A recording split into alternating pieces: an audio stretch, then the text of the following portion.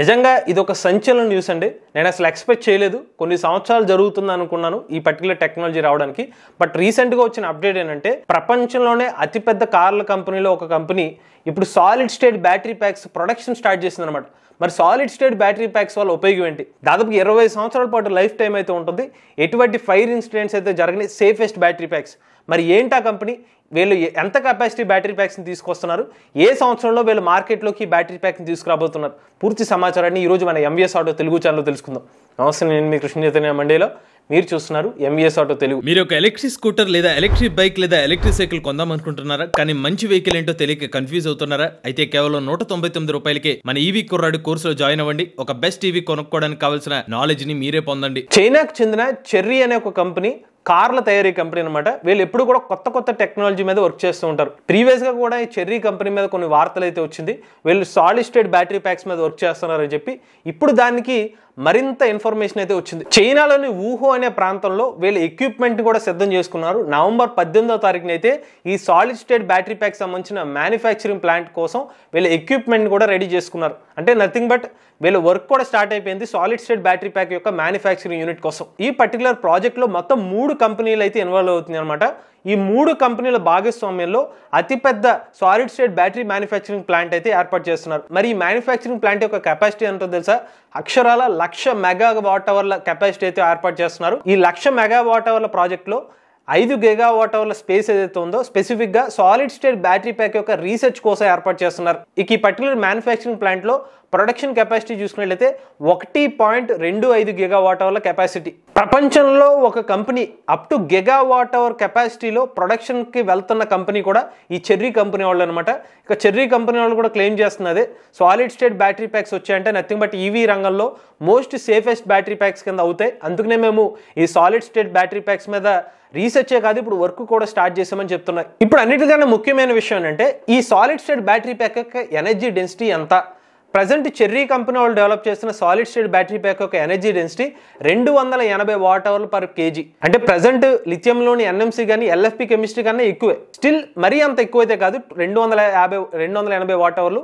Almost NMC chemistry కూడా 280 what అవర్ల వరకు energy density అయితే ఇస్తుంది. బట్ ఇప్పటికే శాంసంగ్ వాళ్ళు ప్రకటించిన తమ ఎనర్జీ డెన్సిటీ కెపాసిటీ దాదాపు 380 వాట్ అవర్ల నుంచి 400 వాట్ అవర్లు పర్ కేజీ వరకు తమ ఎనర్జీ డెన్సిటీ అనేది ఉంటుందని చెప్తున్నారు. కాబట్టి ఇనీషియల్ లెవెల్లో కొంచెం ఎనర్జీ డెన్సిటీ తక్కువగానే ఉంటుంది వీళ్ళ బ్యాటరీ ప్యాక్స్ లో. నెక్స్ట్ లెవెల్లో వస్తున్న ప్రొడక్షన్ లైన్కి వచ్చి 2020 సంవత్సరంలో వీళ్ళ ఎనర్జీ డెన్సిటీని అప్ టు 400 వాట్ అవర్లు పర్ కేజీ కెపాసిటీతో అయితే ఈ బ్యాటరీ ప్యాక్ ఉంటుందని చెప్తున్నారు. ఒకవేళ వాళ్ళు చెప్పినట్టుగా 400 వాట్ అవర్లు పర్ కేజీ ఉంటే కనుక ఎగ్జిస్టింగ్ ఈవీస్ యొక్క రేంజ్ ఏదైతే ఉందో 2 నుంచి 2.5 రెట్లు పెంచుకునే అవకాశం ఉంటుంది. దాంతోపాటుగా 2027 సంవత్సరానికి చెర్రీ కంపెనీ వాళ్ళు ఈ సాలిడ్ స్టేట్ బ్యాటరీ ప్యాక్ యొక్క ఎనర్జీ డెన్సిటీ వాళ్ళ R&D మరింత పెంచితే కనుక ఈ ఎనర్జీ డెన్సిటీని 500 వాట్ అవర్ పర్ కేజీ వరకు కూడా పెంచుకునే అవకాశం ఉందని చెప్తున్నారు. ఒకవేళ 500 వాట్ అవర్ పర్ కేజీ ఆ రేంజ్ రీచ్ అవుతే కనుక ఈవెన్ ఎలక్ట్రిక్ ట్రక్కుల యొక్క రేంజ్ కూడా ఒక్కసారి ఛార్జ్ పెడితే 1000 కిలోమీటర్లు కూడా ప్రయాణించే పాసిబిలిటీ అయితే ఖచ్చితంగా ఉంటుంది. ఒకవేళ అదే జరిగితే కనుక ప్రస్తుతం ఐసీ ఇంజన్ వెహికల్స్ ఏదైతే ఉన్నదో కాస్ట్ సేవింగ్ పరంగా డబ్బులు ఎక్కువ ఖర్చు అవుతున్నాయి, దాన్ని తగ్గించుకునే అవకాశం అయితే ఉంది. బట్ అయితే సాలిడ్ స్టేట్ బ్యాటరీ ప్యాక్స్లో మనం అనుకున్నట్టుగా అడ్వాంటేజ్ అనేది కేవలం ఈ బ్యాటరీ ప్యాక్ యొక్క రేంజ్ని పెంచుకోవడం మీద అయితే డిపెండ్ అయి ఉండదు. దీంతో పాటుగా ఫాస్ట్ ఛార్జింగ్ క్యాపబిలిటీస్ కూడా సాలిడ్ స్టేట్ బ్యాటరీ ప్యాక్స్లో ఉన్న ఒక అడ్వాంటేజ్. ఈ సాలిడ్ స్టేట్ బ్యాటరీ ప్యాక్స్లో 800 వోల్ట్ ఆర్కిటెక్చర్ని కూడా సపోర్ట్ చేస్తుంది అనమాట. ప్రజెంట్ మనకున్న ఎలక్ట్రిక్ కార్స్ ఏదైతే టెక్నాలజీ ఉందో వీటిని 400 వోల్ట్ ఆర్కిటెక్చర్ మీద ఎక్కువ అందుబాటులో ఉంది. అంటే 400 వోల్ట్ ఇన్పుట్ ఇచ్చినా ఆ బ్యాటరీ ప్యాక్ ఏం కాకుండా అంత హై వోల్టేజ్లో ఛార్జింగ్ చేసుకోవచ్చు. బట్ మరింత అల్ట్రా ఫాస్ట్గా ఛార్జ్ చేయాలంటే ఇంటర్నల్గా ఉన్న ఎలక్ట్రానిక్స్ కూడా ఆ వైరింగ్ కానీ లేకపోతే అందులో పవర్ యూనిట్స్ కానీ ఈ 800 వోల్ట్ సంబంధించిన ఆర్కిటెక్చర్ని కూడా సపోర్ట్ చేసే విధంగా ఉండాలి. సో 800 వోల్ట్ ఆర్కిటెక్చర్ని సపోర్ట్ చేసే వెహికల్స్ దానికి సంబంధించిన బ్యాటరీ ప్యాక్ టెక్నాలజీ అంటే అంత పవర్ని ఇన్పుట్గా ఇచ్చినా కూడా ఆ బ్యాటరీ ప్యాక్ తట్టుకునే విధంగా ఈ సాలిడ్ స్టేట్ బ్యాటరీ ప్యాక్స్ అయితే ఉంటాయన్నమాట. అది దీంట్లోనే ఇంకొక అడ్వాంటేజ్. అంటే ఇప్పుడు ప్రజెంట్ మనకి మార్కెట్లో ఫాస్ట్గా ఛార్జ్ అయ్యే కార్స్ ఏదైతే ఉన్నాయో అరౌండ్ మనకు ఒక 25 నిమిషాలు 30 నిమిషాలు ఉందనుకోండి. ఇప్పుడు ఈ సాలిడ్ స్టేట్ బ్యాటరీ ప్యాక్స్ని ఇంచుమించుగా ఒక 5 నుంచి 10 నిమిషాల్లో ఛార్జ్ చేసుకునేంత ఫాస్ట్గా చేసుకోవచ్చు అనమాట. దాంతోపాటుగా చెర్రీ కంపెనీ వాళ్ళు టెస్లా కంపెనీ వాళ్ళు మ్యానుఫ్యాక్చరింగ్ యూనిట్లో పాటిస్తున్న స్టెప్స్ని అయితే ఫాలో అవుతున్నట్టుగా తెలుస్తుంది. వీళ్ళు కూడా డ్రై మ్యానుఫ్యాక్చరింగ్ ప్రాసెస్ని అయితే ఫాలో అవుతున్నారు. వీళ్ళ బ్యాటరీ మ్యానుఫ్యాక్చరింగ్ ప్రాసెస్ యూజ్ చేస్తున్న పాజిటివ్ మరియు నెగిటివ్ ఎలక్ట్రోలైట్స్ కోసం డ్రై మ్యానుఫ్యాక్చరింగ్ ప్రాసెస్ని అయితే యూజ్ చేస్తున్నారు. ఇలా డ్రై మ్యానుఫ్యాక్చరింగ్ ప్రాసెస్ యూజ్ చేయడం ద్వారా కాస్ట్ ని కూడా తగ్గించుకోవచ్చు అనమాట. రెగ్యులర్ గా జరిగే ప్రాసెస్ కి ఈ డ్రై మ్యానుఫ్యాక్చరింగ్ ఉన్న డిఫరెన్స్ ఏంటంటే కొన్ని స్టెప్స్ ని ఎలిమినేట్ చేయొచ్చు అనమాట. అంటే బేకింగ్ కానీ డై కట్టింగ్ వంటి ప్రాసెస్ అయితే మధ్యలో జరుగుతాయి రెగ్యులర్గా జరిగే battery pack manufacturing. But Tesla use చేసిన ఈ డ్రై మ్యానుఫ్యాక్చరింగ్ ప్రాసెస్ ద్వారా ఈ పర్టికులర్ ప్రాసెస్ని ఎలిమినేట్ చేయడం ద్వారా కాస్ట్ ఎఫెక్టివ్నెస్ని పెంచుకోవచ్చు. అయితే మరి సాలిడ్ స్టేట్ బ్యాటరీ ప్యాక్ టెక్నాలజీకి ఆశించిన స్థాయిలో మార్కెట్ నుంచి డిమాండ్ ఉంటుందా లేదా అంటే దీని నుంచి కొన్ని నెగిటివ్ విషయాలు కూడా మనం మాట్లాడుకోవాలి.